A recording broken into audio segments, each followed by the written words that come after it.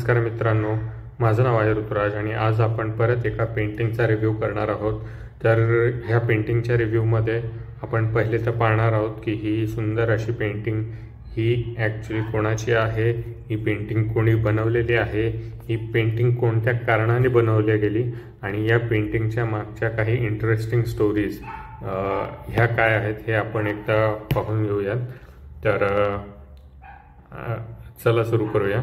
तर सगळ्यात पहिल्यांदा तुम्ही पाहत असाल की हा जो माणूस आहे याचं नाव आहे नूरुद्दीन हुसैन खान। नूरुद्दीन हुसैन खान असं याचं नाव आहे या व्यक्तीचं।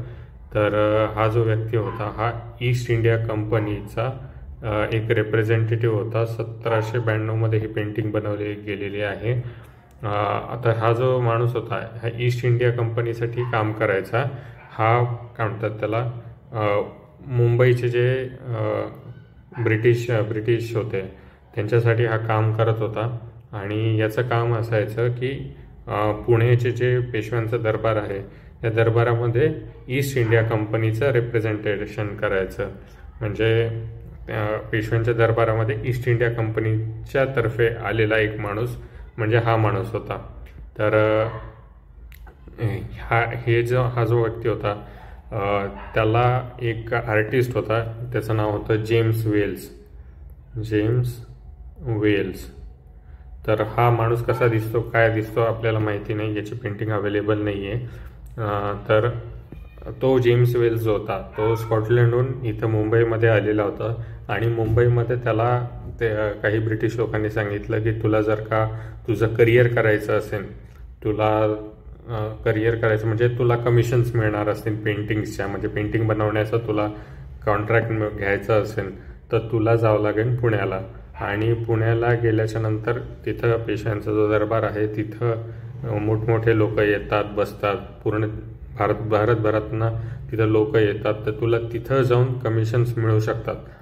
तर आता हा जो जेम्स वेल्स आहे तो इंग्लंडहून इकडं आला तेव्हा त्याच्याकडे काहीच मटेरियल्स नव्हते पेंटिंग करण्यासाठी। त्याकडे म्हणजे जसे पेंटिंग बनवण्यासाठी रंग लागतात, वेगवेगळ्या गोष्टी लागतात, तर ते त्याच्याकडे अवेलेबल नव्हत्या।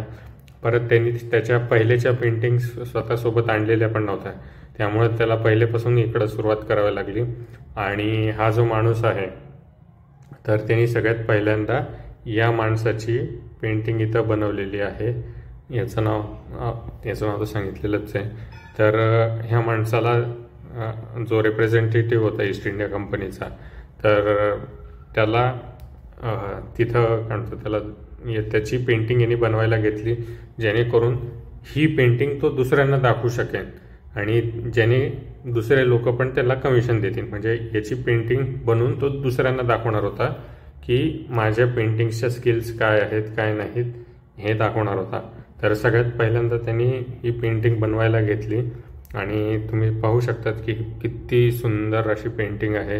एकूण एक डिटेल्स याच्यामध्ये बघा, मी इतकं झूम केलेलं आहे तरी पण त्याचे डिटेल्स वगैरे म्हणजे एकूण एक गोष्ट किती छान हे केली गेली।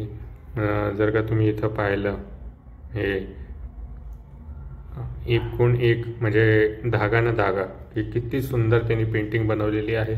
कपडे जसे काय म्हणतात त्याला आठ्या पडतात कपड्यांना, त्या पण किती छान प्रकारे त्यांनी पेंट केलेले आहेत। माझे काही मित्र होते ज्यांना मी हे फोटो दाखवलेला होता, त्यांना वाटलं होतं मी काय फोटोग्राफच घेतलाय काय की असं त्यांना वाटलं। आणि किती रिअलिस्टिक वाटतो, म्हणजे एकूण एक कपड्यावरचा भाग सगळा व्यवस्थित दिसतोय। इवन काही ठिकाणी तर स्पष्ट म्हणजे काही पांढरे कपडे जे असतात ते ट्रान्सपरंट असतात, तर मग त्यासुद्धा डिटेल्स इथं कॅप्चर केलेल्या दिसतात। तर हे त्यांनी पेंटिंग बनवलेली आहे। जर का तुम्ही पाहिलं त्याच्या हातामध्ये एक अंगठी आहे हिऱ्याची, तर हिऱ्याची अंगठीसुद्धा बघा, मी इतकं झूम केलेलं तरी पण ते एकदम व्यवस्थित आणि इतकं सुंदर दिसते। ही हिऱ्याची अंगठी त्याच्या हातामध्ये दिसते। परत त्याच्या उजव्या हातामध्ये जर का तुम्ही पाहिलं तर याला काय म्हणतात त्याला तजवी म्हणतात, म्हणजे जपाची माळ जशी असते आपल्यामध्ये तशी मुस्लिम लोकांमध्ये ही तजवी म्हणतात याला। तर ही स्फटिकाची तजवी दिसते, इथं स्फटिक आहे हे क्लिअर कट पण लक्षात पण येतं। परत हातामध्ये ही गोष्ट काय, ही मलाही काही आयडिया नाही आहे कोणती गोष्ट आहे. नंतर जर का तुम्ही या साईडला पाहिलं तर ह्या साईडमध्ये हे जे पात्र चांदीचं दिसतंय हे ॲक्च्युली पीकदाणी आहे. पीकदाणी म्हणजे त्या काळामध्ये लोकांना पान खाल्ल्याच्या नंतर ते पान बाहेर थुंकत नव्हते, तर त्या पीकदाणीमध्ये सगळं पिंक जमा करायचे, त्यामुळे त्याला पीकदाणी म्हणायचे. तर हे एक झालं. परत मी तुम्हाला त्याचे डिटेल्स वगैरे, एकूण एक डिटेल्स बघा याच्या काय म्हणतात त्याच्या शालीवरती कशा छान अशा डिझाईन्स त्यांनी बनवलेल्या आहेत. आणि जर का पाहिलं ह्या मागे असा पडदा आहे पूर्ण, आणि इतकं छान पेंटिंग आणि असं जिवंत असा फोटो आहे हा. तर ही तर झाली, म्हणजे इथं तर इथपर्यंत तर झालं आपलं की ही पेंटिंग कोणी बनवली, काय बनवली, याचे फीचर्स पण आपण डिस्कस केले की काय झालं. आता ही जी पेंटिंग आहे ही त्यांनी बनवली जेम्स वेल्सनी. नंतर ही पेंटिंग त्यांनी पेशव्यांच्या दरबारामध्ये गेल्याच्या नंतर पहिल्यांदा फडके म्हणून सरदार होते त्यांना दाखवलेली होती. नंतर नाना फडणीस यांनासुद्धा ही पेंटिंग दाखवलेली होती. हे होते नाना फडणीस. तर नाना फडणीसांना ही पेंटिंग दाखवली, त्यांना खूप आवडली ही पेंटिंग. त्यांनी ही पेंटिंग पाहून यांना कमिशन्स वगैरे दिलेले होते स्वतःची एक पेंटिंग बनवण्यासाठी. आणि बाकीचे काही सरदारांनी पण स्वतःचे पोर्ट्रेट्स बनवण्यासाठी जेम्स वेल्सला कमिशन्स दिलेले होते. आणि म्हणजे ही इतकी सुंदर पेंटिंग होती, आणि ह्या पेंटिंगच्या बळावरतीच जेम्स वेल्सचं करिअर सुरू झालेलं होतं. तर आणि विशेष म्हणजे ही पेंटिंग बऱ्याच वर्षांसाठी गायब झालेली होती. मध्येच म्हणजे काय म्हणतात त्याला, जे एक उदय कुलकर्णी म्हणून लेखक आहेत एका पुस्तकाचे, जेम्स वेल्सवरचं त्यांनी एक पुस्तक लिहिलेलं होतं. तर त्यांना त्याच्या डायरीजमधले डिस्क्रिप्शन्स मिळालेले होते की असं कॉन साहिब नावाचं कोणती तरी पेंटिंग आहे, कॉन साहिब. तर हे कॉन साहिब काय आहे हे त्यांना कळत नव्हतं, की त्यांना म्हणजे कोण माणूस आहे हा त्यांच्या लक्षात येत नव्हतं. पण नंतर मग त्यांच्या लक्षात आलं की हा नुरुद्दीन हुसेन खान. तर खान साहेब या शब्दांचा अपभ्रंश करून तो ब्रिटिश माणसाने त्यांना कॉन साहिब असं लिहिलेलं आहे.